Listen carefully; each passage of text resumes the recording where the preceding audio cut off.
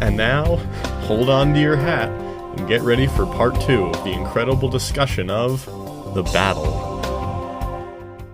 Hello and welcome to the Wad Fam Chalk Pod. I'm Dylan Weaver. And I'm Andrew Sabo. Man, it's weird recording like this. I know, it's so strange. We just sat down. This is exactly what they tell you not to do when you're exercising. Like, you gotta warm up. You gotta get loose. Yeah. We normally talk for a good half hour before episodes. Pretty much. Of stuff that most of the time you guys don't hear, but sometimes you do. Yeah, most of the times you guys can't hear. Yeah. Because we're friends. Yeah. We talk about stuff. It's true. So we're here to talk about episode 84, The Battle Part 2. It's written and directed by Phil Lawler. It originally aired August 26th of 1989. So that's something worth noting in that when these were coming out, it seems like they were supposed to be taking place in real time in the sense that It's summer in Odyssey and it's summer when they're airing. Well, yeah, because they were releasing an episode every week at this point. Yeah. Like a new one. Yeah. So they do essentially take place in real time, because at the end of this, they talk about it, like this whole crazy summer. Yeah, this whole and crazy. Like that's some very August 26th type of speech. Yeah, exactly. And this is the final episode on album 5, Daring Deeds, Sinister Schemes. Rest in peace. It's a good album. It's also like the final episode of like phase 1 of the Blackgaard Chronicles. Yeah, of like 8 phases or whatever. Well, there's like kind of I don't know. There's maybe coming back. Four phases, but like it's this one, and then it's a bunch of just kind of random episodes that are scattered. Yeah. And then it's Darkness Before Dawn. Yeah. And then it's Blackgaard's Revenge. Yeah. So there's kind of 4 parts, but the part 2 is a bunch of different parts, kind of like season 3 of this show. Hey. Got him. Yeah, and for the cast this week, there is literally no one new. Yep. It's actually a impressively small cast list. It really is. Like, it's Richard, Lucy, Connie, Whit, Eugene, Mabel. Yep. That's it. Uh-huh.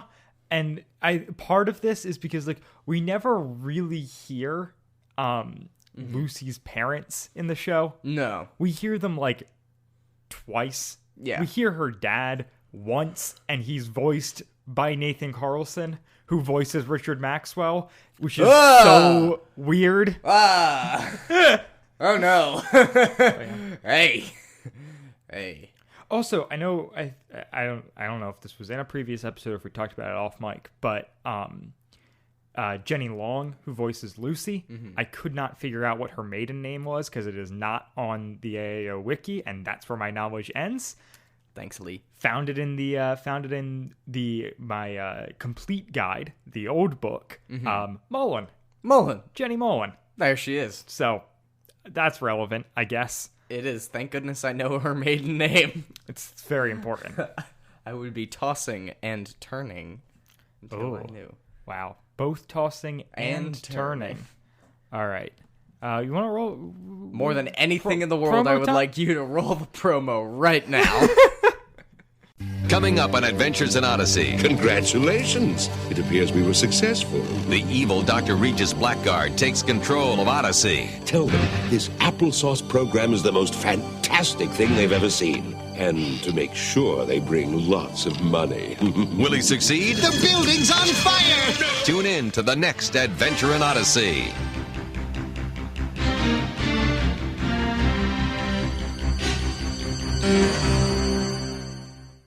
Dr. Regis Blackgaard. Blackgaard. No, Blackgaard. There is a very hard stop between the first and second half in that promo.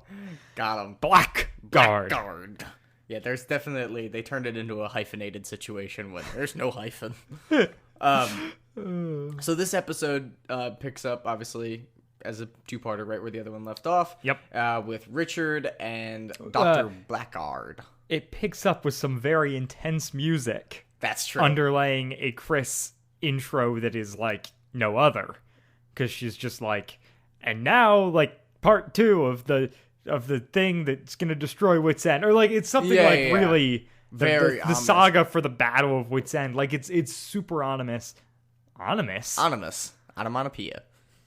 Super ominous, and it doesn't have the normal Odyssey score under it. No, it's a different score, which for is sure. different. It's really, really intense. Because obviously, like, the last episode ended with, Wit saying he has to close down Wits End, basically. Right. And so this one, what is it? It's Maxwell and Blackgaard looking at the paper saying, like, oh, we made the front page, Wits End's shutting down as girl was sent to the hospital in a, machine accident or whatever. Yeah, and Maxwell is very pissed off because that was Lucy. Yeah. Which he likes Lucy as a person, and also, like, Maxwell, which, confusing, seems to be very against hurting kids. Right. Although, Eugene's dilemma with all that. Right. Well, and previously, I mean, I guess this is physical injury. Yeah. But, like, previously, I think in Nemesis Part 2, regardless, in one of the previous episodes, he says, like, they make a comment about, like, oh, like, I don't want to mess with adults. Kids are so much easier. Yeah. But, like, and now he's like, no, I can't hurt kids. Yeah, I'll do anything with adults, but kids are a different thing. It's a complete 180. Yeah. I mean, this is a better position to have. Yeah. But only a little bit. Right. But, I mean, generally speaking. Yeah. Kids are better than adults. Yeah, well, and like, let them maintain a certain amount of childhood innocence and don't bring them into your sinister schemes. Or your daring deeds. Oh, boy. What are the daring deeds? I guess that could be the parts of the album that we're not covering. Yeah.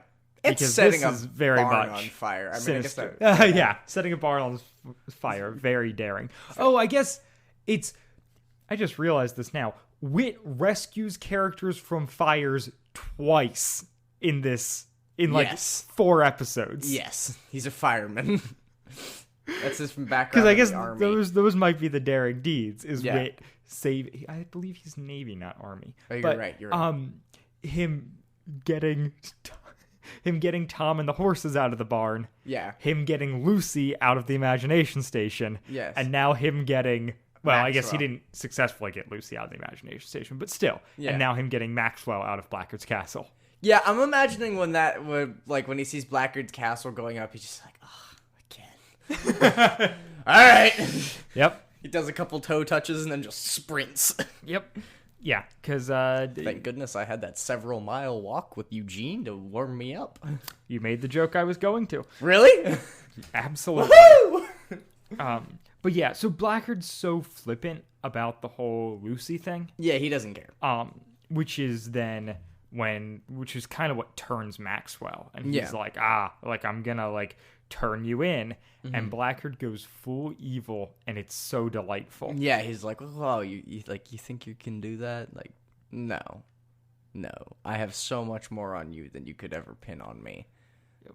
And then Maxwell's just like, yeah, let's slink back in the corner now. Uh-huh. And been during defeated by superior evil. Right. Then Blackgaard calls Maxwell a teenage thug. Yeah. So Maxwell's a teenager, or that was just a slam?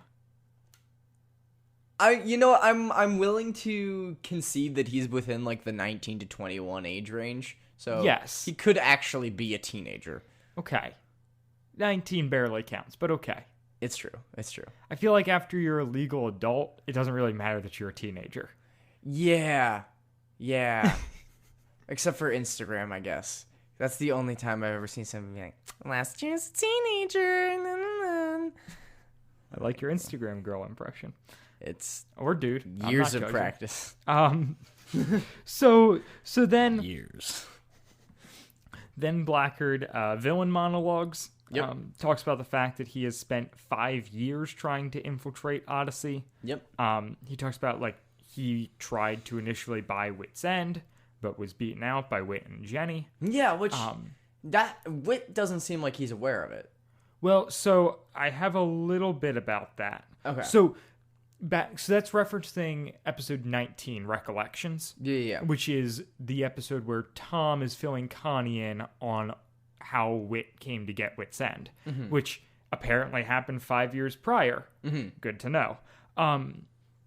But so there was a company, it was the Film and Recreation Center. Yeah. And there's a company called the Webster Development Firm that had the biggest bid on it. And Glossman was kind of advocating for them. They were going to turn it into a shopping mall. And Glossman, and at the last second, Wit came in with the Universal Press Foundation and outbid Webster Development. I didn't know that Universal Press was involved at that point. Dang. So he breaks out Universal Press Foundation. They purchase Wit's End, and the Webster Development firm loses. I believe we're supposed to assume at this point that the Webster Development firm was Blackgaard backed. Yeah. I guess that was would like make sense. his company that he was, pulling the strings from a distance. Yeah. Which, well done. It actually gives some good, I don't know, canonical backstory. Yeah. For your later added villain. Well, yeah, and especially because at this point they seem to be pretty caught up on internal consistency. Yeah. The show, I think as we get further and further down the road, and the show's been running for 30 plus years, time gets a little bit wonky, and they don't care so much about contradicting themselves and whatnot. There's a whole lot of confusion with a couple key things, especially regarding Wit's acquisition of Wit's End. But at this point, they're still really building one solid narrative. Yep. And they're fleshing it out over the course of several episodes. Very much so. Well, and which is really cool. Years. Yeah, definitely appreciate that. And so, they also, Blackgaard drops that that Wit was developing applesauce long before he had Wit's. I think he says even long before Wit's End was even an idea in his head. Yeah. This is working on applesauce, right? It's so much bigger because Maxwell doesn't quite understand the significance of applesauce. Oh no, he doesn't at all. Yeah. But Blackgaard definitely does. And he's used so they're going back and forth, and Blackgaard's very much large picture villain, has this whole thing plotted out and all that, whereas Maxwell's very much living in the moment and being look, we got to cut our losses, and Blackgaard's no, this is way bigger than anything you could even attempt to imagine. Yeah, I was gonna say this is huge, and this will make all of the losses completely pale in comparison. Because even later he's calling up investors and stuff like that, potential buyers for applesauce, and this program in my head costs millions of dollars. Yeah, easily. Oh yeah, and do we ever find out what it actually does? Not in this episode. We do later. I have no idea if we do later. Okay, I don't know. But I'm pretending to also not know what happens in the future, because that's kind of our. That's thing. what we do. Try to just take it as it comes. Exactly. Or we could just forget the episodes, because that's right. That's what I've done. Well, yes, that too. I have a feeling that it's gonna stay extremely ambiguous. Yeah. Because oh boy, I've got comments about that later. But and then Maxwell kind of storms out, and Blackgaard threatens to squash him like a bug. Yeah. And as he walks out under his breath, Maxwell's "We'll see who squashes who, Blackgaard." Meh. Man, Dad, you can't talk to me like that. You're meh. And then he just leaves. Yeah, no, pretty much. And then we get, what is it, Wit and it's Wit and Eugene back at Wit's End, right? Yep. They're doing, like, going over all of the stuff. Yeah, they're checking all the systems and stuff because clearly something is wrong. Right. And at the end of the last episode, they're talking about, like, okay, like, we need to at least figure out why this happened. Yeah, and so everything's working, the train's working, all of that. And then Whit asks Eugene if he can get him anything to drink, and Eugene says, a cup of juice would be nice. I know. Unspecified juice? Any like, juice. Just a glass juice? of juice would be nice. Juice is not enough. Yeah, we need more. Does Wit's End only carry one kind of juice? But even then, you refer to it as something more like than orange juice. Yeah. Orange juice, apple juice, grape juice, cran apple. Cran apple, grapefruit. I'm a big fan of grapefruit right, ruby juice. red. Ruby red. Pomegranate. Like, I don't care what. Juice. It does not matter specified. what. If it's orange juice, is there pulp? Is there not pulp? What level of pulp? Some pulp? Country style. We have country style orange juice right now, which just basically means there's a ton of pulp. Right. But they won't even put that on the name. Right. No, that's taking the pulp out of the pulp free and adding it to that one. Is that what that is? I'm pretty sure that it's more pulp. If you want to chew your juice, buy country style. Marie. But that's my mother. But just the... I don't. It really, that was a good juice tangent. It really bothers me that he doesn't Eugene specify. Just asks for juice, and then Whit says, in a moment, "All right, here's a glass of juice, Eugene." Like, what kind of juice? Kind of juice. I want to know. I just need. Presumably, that's orange or apple, but I still want to know. Right, it's one word. Or water. You could just say water. Like the fact that this grown man is asking for a glass of juice. Yeah. Well, he's not very grown, but that's true. That's true. And no knock on juice. I had a glass of orange juice this morning. I love juice. Me as well. I am a big juice fan, which is why it bothers me that he just says specify. Juice. Exactly. I would never anywhere ask for juice. Just juice. If someone came over to my house and I was saying what we had to drink, I wouldn't be like, yeah, there's water, there's seltzer, or there's juice. Yeah, no, there's orange juice. Right. Or there's apple juice. Or there's grape juice. Or cran apple juice. We're not doing this again. But like... But yeah, it's I'm glad that it stuck out to you, because it did for me, where I was just like, wait a minute, what? It's so dumb. It's so dumb. And like, I think there's no way that was an intentional joke. No, it's not a joke. It's just poor writing. It's just juice. Can I have juice? So, the other thing here is... Even Balin, my 2-year-old nephew, specifies what kind of juice he wants. Wow, he's a smart kid. It's true. Yeah, Wit's then talking about how, like, futile this seems and how, like, he wishes he could be at the hospital with Lucy. And just all of that frustration there, and even going as far as to contemplate whether or not Wit's End is worth it. Yeah. Because it's like there's been so much bad that has come from it. I don't know if that's ever been brought up before, of just closing it. That was genuinely shocking to hear him say that. Yeah. Because it's... I don't know, it doesn't... It seems very anti-Odyssey to, like, even... Right, to even, like, bring up, like, oh, like, maybe we're not doing enough. Yeah. Or, like... maybe this doesn't balance out. Exactly. Well, and it's jarring from the listener to hear, just like, oh. Right. There could be no more Wit's End, I suppose. And obviously, like, 30 years later, we can look back and know that that's not the case, but... Right, but, like, I can't even imagine a scenario in the last 20 years of Odyssey wherein someone would mention there not being Wit's End. Yeah, like, at all. Like, not closing it down for a little bit.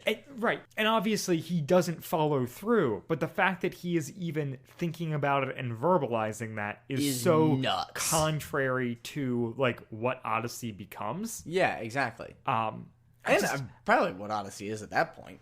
I love a thoughtful wit. Exactly. And like a very I don't know, natural, approachable, kind of very human wit in the sense that like he doesn't suspect Dr. Blackgaard's behind it or anything like that. Oh yeah, I love that moment.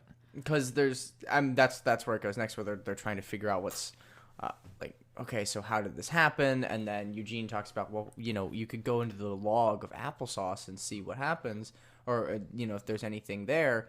And it's like, well, you know, since you and Connie used it, nobody's used it. And Eugene's kind of like, well, you know, it still might be worth looking at it. And he's like, well, I mean, if I didn't do it, like who else could have? And I think is it Eugene that brings up Dr. Blackgaard or something like that? And and Wit's like, yeah. So they go into the logs and they see that it was accessed twice in the past. Yeah. Which one of those was Maxwell and Blackgaard. Mm-hmm. The other one was also it's no. Yeah, it was also them. When? So there's the first time when they get it, and there's wait. It's just the one time. Maybe Maxwell setting it up. That was the one thought that crossed my mind. The official guide actually acknowledges this as a goof. Oh, okay. It's saying that it was broken in on 2 separate occasions. Blackgaard and Maxwell only broke into applesauce once. But then they go on to say we can't account for that second time unless some other party was after the program as well. Oh. Just seeding in a little bit. Oh no. But yeah. What if applesauce comes back now in like New Odyssey? That would be wild. That would be nuts. That would be so cool. Yeah. If it happens, tweet at us. I'm in college. I don't have time to listen to the New Odyssey. That's fair. There's a couple speculations as to who this could have been, kind of on the wiki. Which I can link to, I guess. No, it's a lot of it is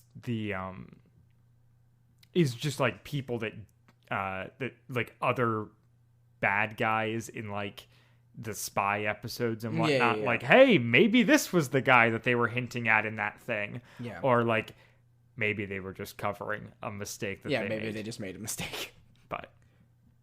But yeah, I listening to it was just like, oh yeah, twice. Like when Maxwell initially went in, and then like later. But because it specifies that the applesauce program was used twice, but then also Wit's End didn't go into frenzy mode before more than twice. No, yeah. It was just Connie, and then it was the second time when they blew up the Imagination Station. Right. So, well, yeah. So it's whatever.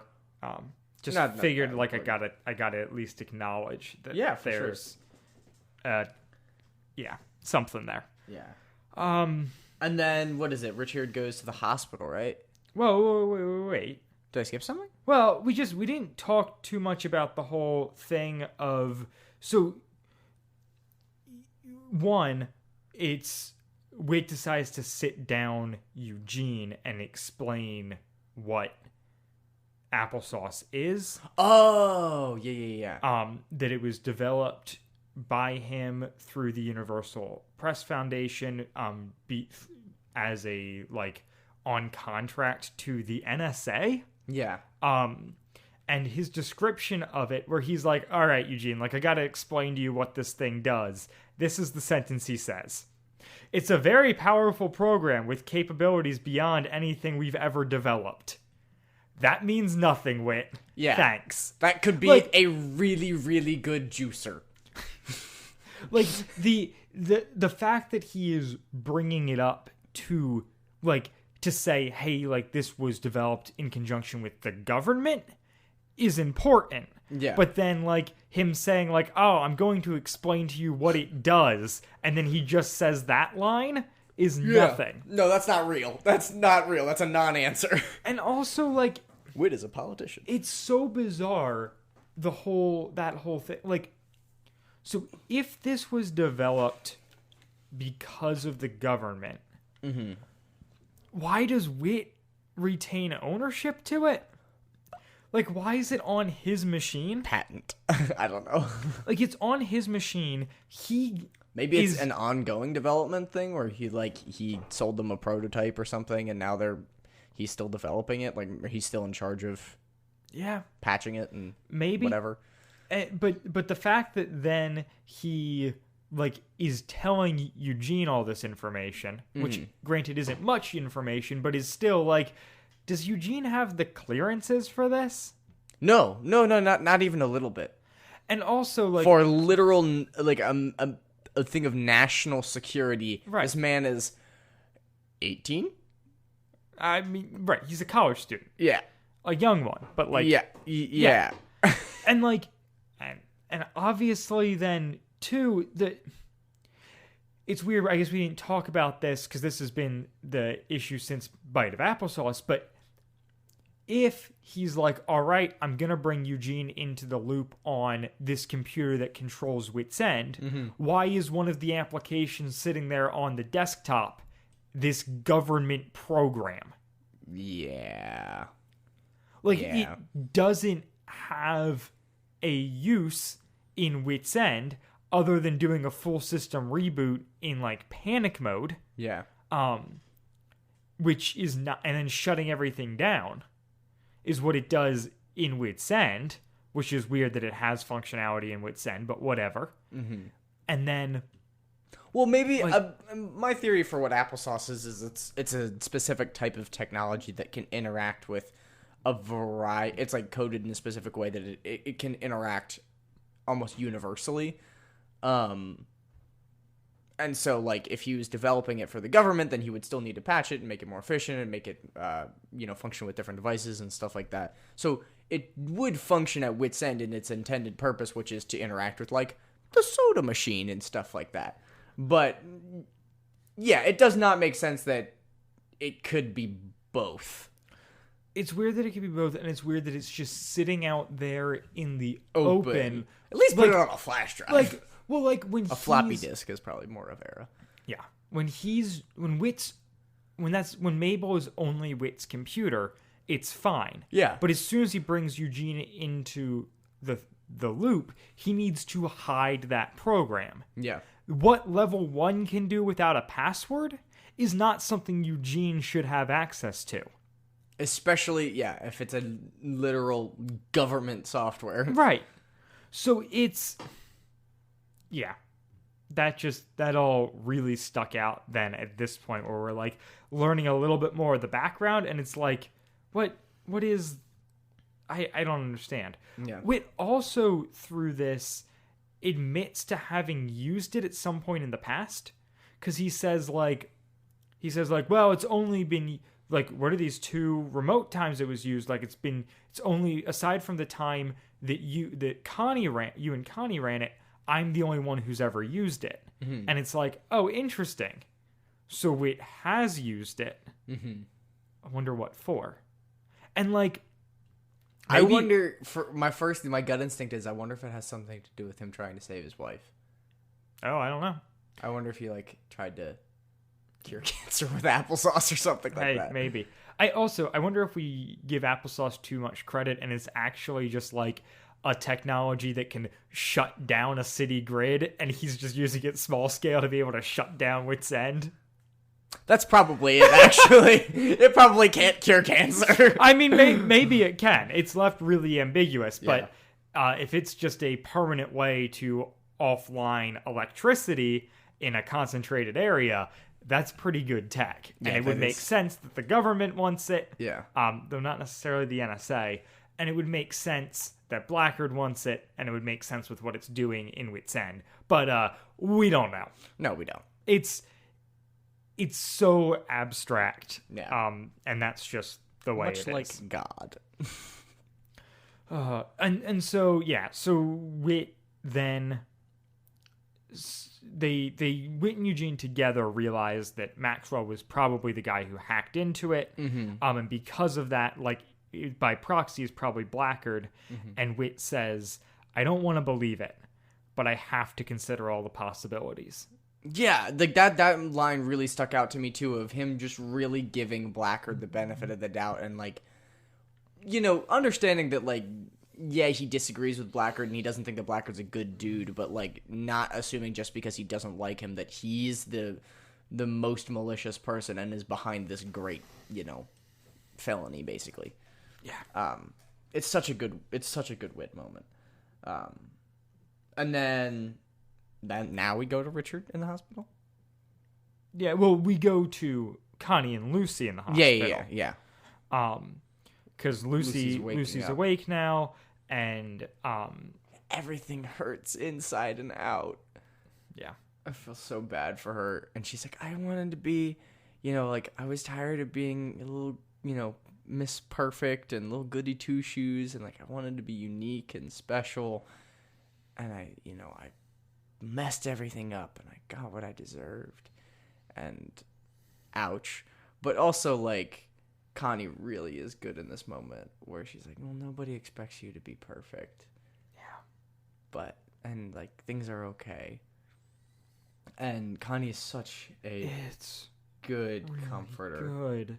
So Lucy... There's so much wreck. She's like, I've ruined the whole summer. Yeah. Lucy is really apologetic and just, like, acknowledging all the stuff that she did and screwed up.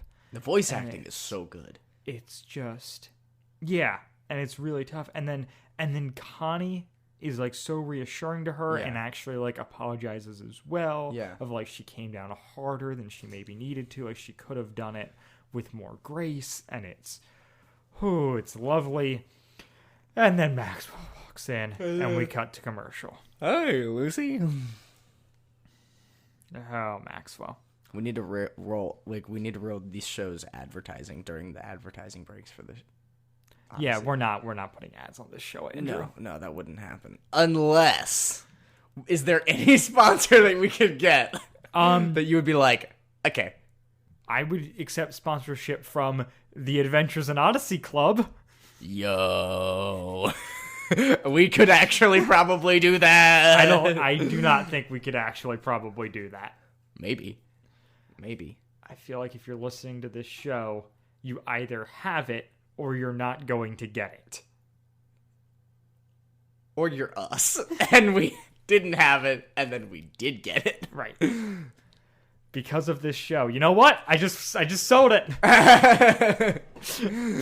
We did free advertising. Before doing this show, we didn't subscribe to the OA Club. So now, yeah. Honestly, I mean, if you want to keep up with this show, if you like what we're talking about, Andrew, we are not.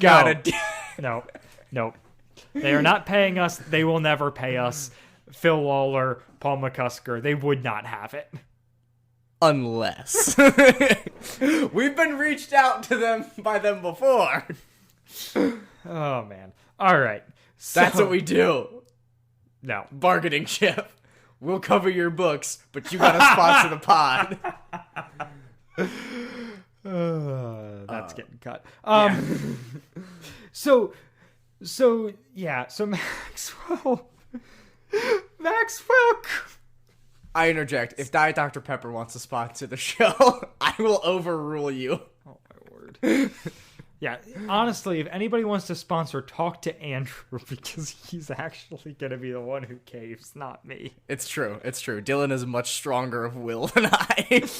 I will follow the benefits wherever they lie. So Maxwell walks in, and right off the bat, refers to Connie as the Gestapo? Yeah, what? Which is so much. Yeah. What do we do about that? I'm not even sure I understand how that reference applies here. But it's so bad. Yeah. Hey, Gestapo. What? So Connie ends up leaving Lucy and Maxwell alone after Maxwell kind of after Lucy reassures that, like, she's okay with this. And Maxwell just kind of, like, is, like, sorry about the fact that she's been injured and is like playing it as though like he doesn't know what happened, and Lucy just calls him on it and goes like, I know, like I heard you and Blackgaard talking, like I know exactly who you are and what you've been up to, and you were manipulating me. Yep. And Richard's like, oh no. Yeah, it's rough. And then what does Lucy tell him to do? Basically just to come clean with. Yeah. Like if you want to do something, like tell the police, like right, come clean. Yep. Or actually, no, I think it's that she says that Whit's on his way over here. Yeah. If you like are really sorry, like stay around. Yeah. And oh yeah, that's another great Whit moment was when finding out that Lucy woke up and he's like, oh, and he gets so happy. His voice gets so happy. He's like, oh, like Lucy's awake and she wants to see me. Which my first instinct was, you blew me up. I am hesitant about seeing you. Yeah, but Lucy knows because she was standing in on the Maxwell conversation. Like she knows why she got blown up. Yeah, she was trying to stop Whit from getting blown up. So yeah, Lucy goes as far as to call Maxwell a coward in a move that's really sweet. Yeah. Where he's just like I can't do that, like. And yeah, she calls him a coward. Yeah, it's like, you're a coward. And he's like, kind of, yeah. And like, I think that's a big. I mean, this is obviously a big Maxwell episode where he really gets pit against his actions before and now. But it's really, really good to see him in this light to really just get that full. I don't know. He seems very, very human. Yeah, and I really, really appreciate that. Yeah, so it then goes from here to we hear Maxwell kind of like walk in on Blackgaard's on the phone, talking to someone, telling him that like he's got his hands on the program. He only has it at level 1 right now, but like he's gonna get the passcode for level 2. Yeah, and like they should come and bring money. Bring lots of money. Yep. He's so maniacal. Oh my gosh. He's like, tell them to come and bring lots of money. Yeah, no, that's Which, good. Again, I'm very unclear as far as Blackgaard's motives. Like, it seems like he's the puppet master, but at this point it seems like he's working for a larger thing. Yeah, and like, what is that? Does he want money? Does he want Wit's End? Does he hate Wit? What like, if he wanted a shopping mall before, clearly he's in it for the money, but it seems like there's some personal beef there, and that's because he didn't get his shopping mall? Well, and he acknowledges that. He's like, you know, I've been chasing applesauce forever, but like this is also like I've got a grudge against Wit because of the thing with the with Wit's End. Yeah. Which I don't know is necessarily because he wants the shopping mall. I think that maybe there's supposed to be, you know, there's something more about Wit's End that he wanted. The shopping mall was just a cover. Maybe they used to be best friends growing up and then something happened. Give me that prequel, Phil Lawler. Yeah. Young Wit, but then Blackgaard shows up. Sequel to Young Lawler Sheldon. Writing? No, Young Wit is actually a book series. Is it really? But I forget if that's Lawler or McCusker. Regardless, tweet at us. It exists. So yeah, then Maxwell walks in right after Blackgaard hangs up the phone call, and in his best Bugs Bunny impersonation says, "Hiya, Doc. What's up?" I know. I'm so glad you picked up on that too. I was like, wait a minute. Because Bugs Bunny? Right, because apparently, "What's up, Doc" is trademark. Yeah, it's definitely. But if we do it this way, we can have the same joke. Yep. Without any of the legal issues. It would have been better if he was eating a carrot, and that's all I will say. Can you imagine just into a mic? What's up? Oh man. So yeah, Maxwell then claims that he's got the password from Lucy, and he sits down at the computer and like gets it to the screen. He's like, I bypassed level 1, so you just put in the passcode. And stands up, and Blackgaard's like, this screen looks slightly different. Well, whatever, and sits down and types in the password, which is destruct. And Blackgaard's like, that's such a weird password. Whatever. And then Blackgaard's castle begins to crumble. Yeah, basically it blows up. He sends a power surge through everything, because Maxwell tricked him. He's rigged it to set up a power surge to go through all the machines. Everything blows up, basically. Right. The whole thing is on fire. Yeah. And this is such a good, it's a chaotic Maxwell, but he's like, oh, he gets his I outsmarted the bad guy moment where he's like, well, you see what you've just done is blah blah blah blah blah, and oh, the fire alarms are going on. That means this place will be going up in any minute now or something. It's that. It does a really good job too of giving Maxwell consistency, where he had the opportunity to do the right thing, and instead decides to serve out his own version of justice. Knowing that he's gonna go to prison for it, but well, rather than just telling Wit and having this go over calmly, I'm going to tear everything down. Yeah, I'm going to tear it down brick by brick. And the thing here, so it didn't really feel I guess maybe early in the episode we thought Blackgaard was going to turn after Lucy was injured. But it doesn't seem like his turn really happens until he talks to Lucy. But he had to have coded in the destruct system before that. Yeah. Because he's going straight from talking to Lucy back to Blackgaard's castle, and it's already set up with the destruct protocol.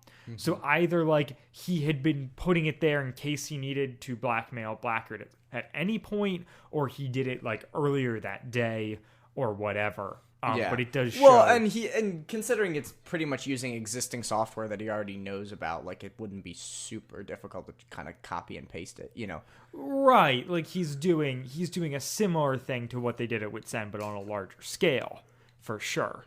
But yeah. So everything's falling down in this burning building, and Blackgaard and Maxwell are arguing back and forth. Yeah. And a Zapazoids game falls down. Yeah, Zapazoids. And traps Maxwell inside this burning building, and Blackgaard just runs away. Leaves. Yeah. You're oh, ha ha. Yeah, you may have won the battle, but every battle has its cost or something like that. And then this is your life, and then he just leaves. Yep. Holy crap.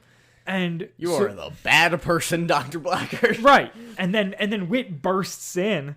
And oh my gosh, the audio engineering, you hear him so far off, and I wasn't sure if it was a firefighter or if it was him. Of course it's Wit running into a burning building again. Yeah. I mean, Yeah. I'm also visually I'm picturing the scene in The Incredibles. Yes. Where they're in that burning building with the person over his shoulder and everything. I need something to drink. I know. Freeze. So he grabs Wit, gets Maxwell, and then is where's Blackgaard? He's he went further into the building, and Wit's gonna go after him, and then you hear more stuff crumpling, and they've got to go out. So you get this Wit really wanting to save Blackgaard, but he can't. Biblical themes, dying for your enemies. Biblical themes.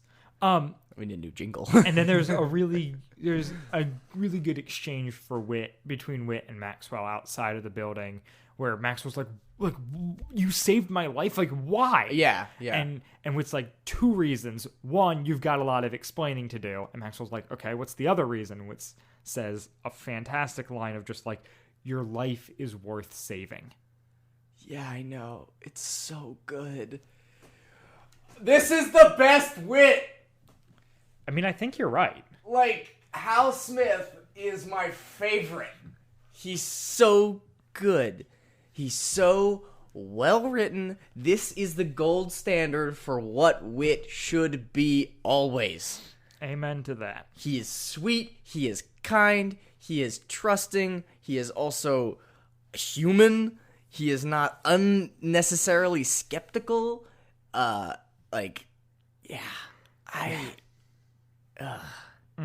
It's so good. And oh my gosh, could you imagine how different Novacom would have been if we got this Wit?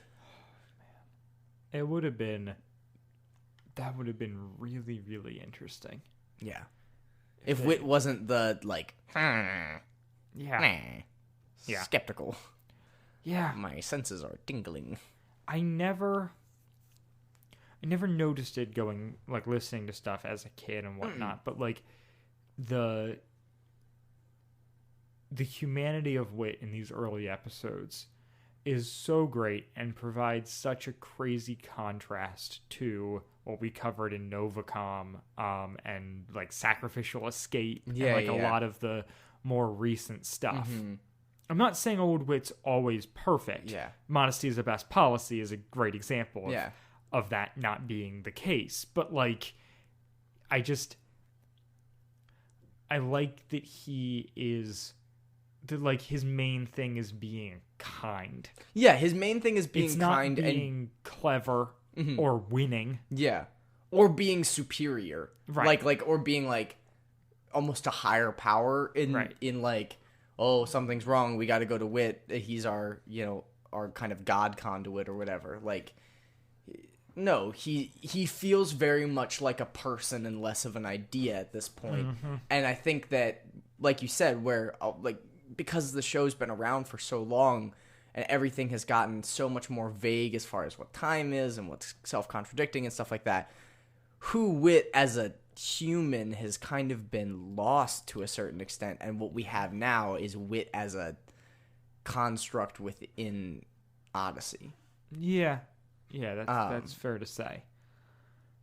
And he still has there are still moments like I don't always hate Wit. I mean, we talked about it in Novacom stuff. Like, some of his moments with Connie are beautiful and are so good. Yeah. But there's also this thing with Novacom, which is like him being like, well, like, I've got it all figured out, and like I've got it figured out, and everybody else is just they're 2 steps behind. Yeah.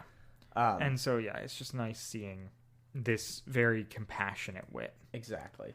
And so Maxwell confesses then to burning down Tom's barn. Yep. I guess this is in a news report the next day or something. So we find out that. We also find that Blackgaard's body has not been found. Yeah. So he basically escaped. And then that's where the episode ends, right? Well, no, because Wit takes Connie and Eugene upstairs. Yeah. Oh, yeah. And then deletes applesauce. And erases applesauce because he's seen how it can be twisted into something evil. Yeah. He said he wanted, like, I made this to help people, and now it's been twisted. Like, the summer has shown me that it's been twisted into something evil, and it can't have it anymore. Right.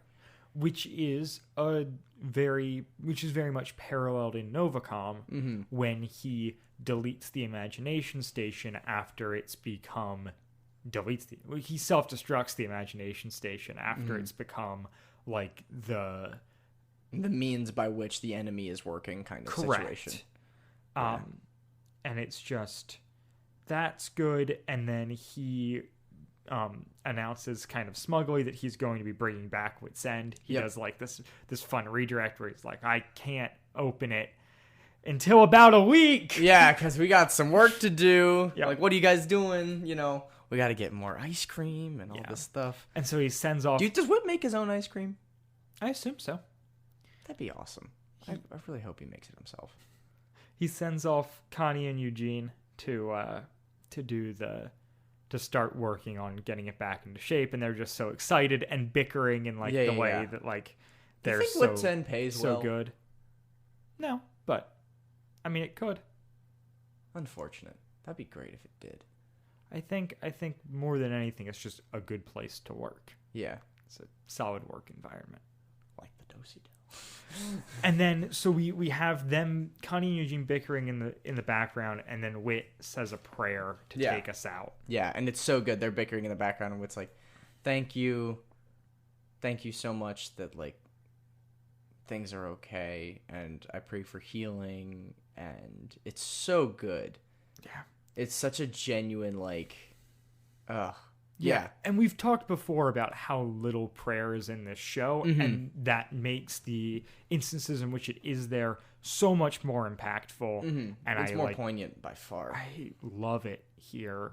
Yeah. so much. Yeah, and it's a really good way. I mean, closing out the episode, closing out the narrative, closing out the album. I mean, it's so good. Do you think that Richard Maxwell was right to have wrecked Blackgaard's castle? I mean, we talked about this a little bit. Yeah, it's I kind mean, of the wrong thing he's for the right not reason. right. Exactly. He's doing it. He's doing it kind of for himself. He's not doing this as like a service to the greater good. Yeah. He's doing it as like selfish retribution for the guy who screwed him over. Yeah, pretty much.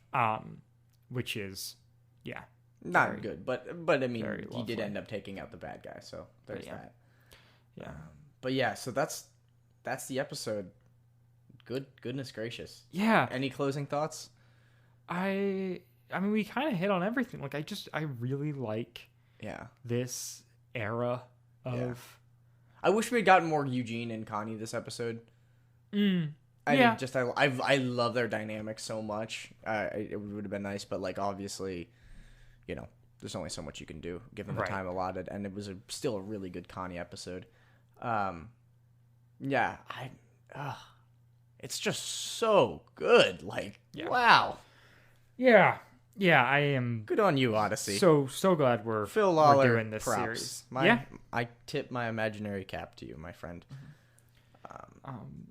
Are you plugging anything this week? No, I got nothing to plug. I'm a busy boy. Yeah. Bible college counts as a plug. I'm gonna go ahead and plug. Now, this has been out for a while, especially by the time this episode comes out, but for anybody who's been following this podcast, you know that I've been releasing seasonal playlists for a little while. Cold Winter Months is my It's new a good one. The winter playlist. It's real good. It's a little bit more. Well, I mean, all the playlists have been somewhat stripped back, but it's trying to give a bit of a cozy, warm winter feeling. Under a blanket on a cold night situation. Yeah, and with people you love. And so it's on Spotify. I'll put the link in the show notes. If you're interested in hearing what I like to listen to, that's a good way to do that. But yeah, so that's all we've got for this week. And we'll be back next with episode 128, One Bad Apple. Bye, guys. Goodbye. Wadfam Chalk Pod is a presentation of the Lidditz Podcast Co-op. This show is a fan podcast and has no official affiliation with Adventures in Odyssey or Focus on the Family. As such, the copyright is ours under Creative Commons. Follow the podcast at WadFamChalkPod on Twitter and Instagram, or email us at wadfamchalkpod@gmail.com. The Battle Part 2 was hosted by Dylan Weaver and Andrew Acebo and edited by Dylan Weaver. And I'm Nathan Haverstick, hoping you'll join us again next time for more of the Wadfam Chalk Pod.